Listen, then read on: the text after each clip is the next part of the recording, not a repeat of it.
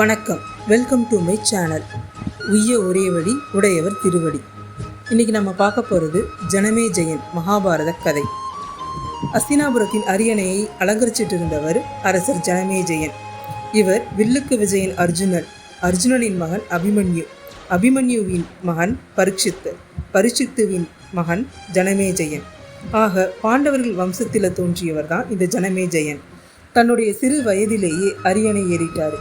அவரின் தந்தையான பரீட்சித்து மகாராஜா இவர் ரொம்ப சின்ன பையனாக இருந்தப்பவே இறந்து போயிடுறாரு. அதனால் இவர் சிறு வயதிலேயே அரியணை ஏறிடுவார். ஆரம்பத்தில் அமைச்சர்களின் உதவியோடு ஆட்சி பண்ணிட்டு வந்தார். பின் நாளில் பார்ப்போற்றும் அரசராக சிறந்த முறையில் அஸ்தினாபுரத்தை ஆட்சி பண்ணிட்டு வராரு. பின்னாளில் தான் தன் தந்தையின் மரணம் இயற்கையானது இல்லை, ஒரு சிலரின் பழிவாங்கும் செயல்.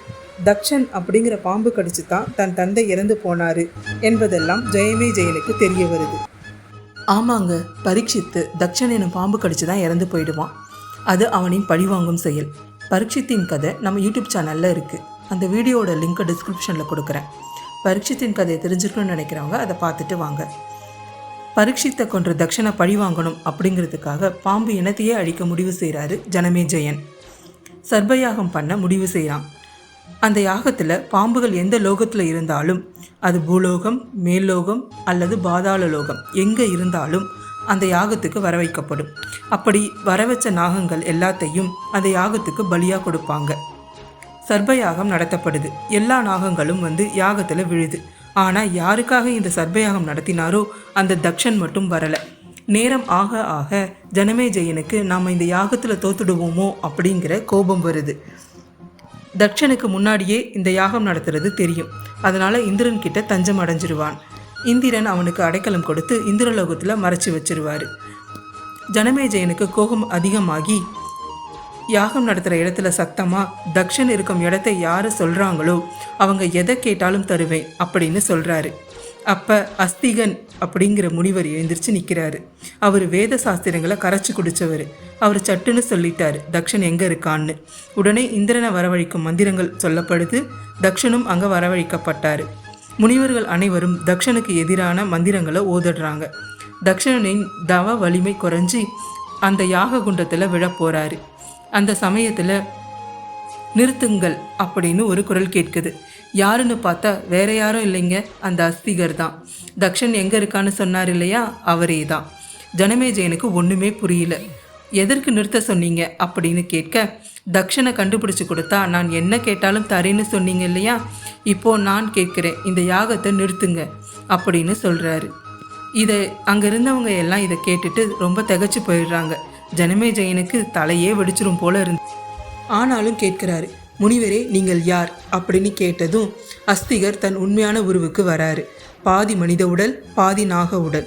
ஆமாங்க, அவர் நாகலோகத்தை சேர்ந்தவர் தான். அவர் அப்பா சரத்காரு அப்படிங்கிற முனிவர், அவங்க அம்மா மானசை அப்படிங்கிற நாகக்கன்னிகை. அவருக்கு நாகலோகத்தை காப்பாற்றுறது அவர் கடமை இல்லையா, அதனால தான் யாகம் நடக்கும் இடத்துக்கு வராரு. சரியான வாய்ப்பு கிடைச்சதும் அதை பயன்படுத்திக்கிறாரு. ஜனமேஜயன் யாகத்தை நிறுத்திடுறாரு. தக்ஷன் உட்பட யாகத்துக்கு போன எல்லா நாகங்களும் உயிர் பிழைச்சி வந்துடுறாங்க. அதை எல்லாத்தையும் பார்த்துக்கிட்டு இருந்த ஜனமே ஜெயன் வேதனையில் அஸ்தகர்கிட்ட ஒரு கேள்வி கேட்குறாரு. முனிவரே, நீங்கள் செய்தது நியாயமா? சிந்தித்து பாருங்க. நாகலோகத்தை சேர்ந்தவர்ன்றதால அந்த குலத்துக்கு செய்தது தர்மம் தான். ஆனால் முனிவராய் இருந்த யாகத்துக்கு செய்தது தர்மமா அப்படின்னு கேட்குறாரு. இந்த கேள்விக்கு அஸ்திகர் ரொம்ப பாதிச்சது. ஜனமேஜயனை பார்த்து அவர்கிட்ட, அரசரே, முனிவரின் தர்மப்படியும் நான் செய்தது சரிதான். முனிவர் என்பவர் யாகம் நடத்தினா மட்டும் போதாது, யாராவது தவறு பண்ணினா அதை சுட்டி காட்டணும், கண்டிக்கணும், நிறுத்தணும். பழி வாங்கணும்னு இன்னைக்கு நீங்கள் பண்ணது ரொம்ப பாவம். ஒரு இனத்தையே அழிக்கிறது இயற்கைக்கு எதிரான செயல். அதோடு சேர்த்து இந்த பழிவாங்கும் செயலுக்கு மூல காரணம் எது என்பதையும் சொல்கிறாரு. ஆமாங்க, இந்த பழி வாங்கணுன்ற செயல் இன்னைக்கு நேற்று தொடங்கினது இல்லை, அர்ஜுனன் காலத்திலேயே தொடங்கினது. பாண்டவர்கள் இந்திரபிரஸ்தம் அப்படிங்கிற ஒரு நகரத்தை உருவாக்குவதற்காக காண்டவ பிரஸ்தம் அப்படிங்கிற ஒரு வனத்தையே அழிப்பாங்க. அந்த வனத்தை அழிக்கும்போது அங்கிருந்த தக்ஷனோட குடும்பம் மொத்தமும் அழிஞ்சு போயிடும். அதில் தப்பிச்சது தக்ஷன் மட்டும்தான். அப்போ தான் தக்ஷன் சபதம் எடுப்பார், என் மொத்த குடும்பத்தையும் அழித்த உங்கள் வம்சத்தை நான் அழிப்பேன் அப்படின்னு. அதன் பயனாக தான் தக்ஷன் பரிசக்தை பழி வாங்குவார்.